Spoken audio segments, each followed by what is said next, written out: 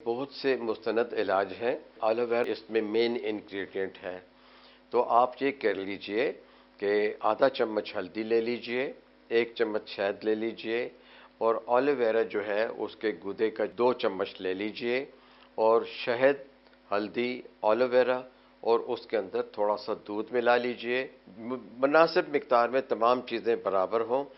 हल्दी का आधा चम्मच लीजिए और उसमें 1 चम्मच शहद मिला के इसको अच्छी तरह जो है मिला लें और रात के वक्त मुंह हाथ अच्छी तरह धो लें। बल्कि अगर आपने मेकअप इस्तेमाल किया हुआ है तो पहले क्लींजर इस्तेमाल करें जो कि वाटर बेस हो।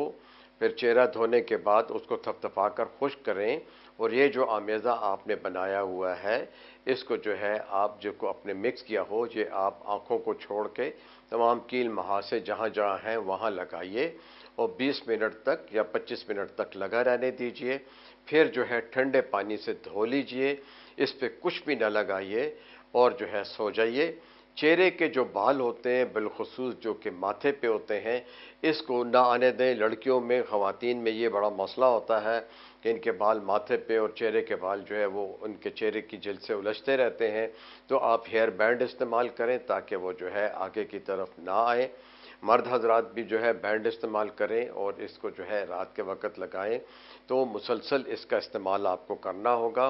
पहले आप चेक कर लीजिए अपनी जिल्द के ऊपर इसको लगा के और एक आध फुंसी के ऊपर लगा के आप देख लीजिए कि कोई आपको जलन तो नहीं होती 15 मिनट तक। तो फिर जो है आप जो है ये इस्तेमाल करें।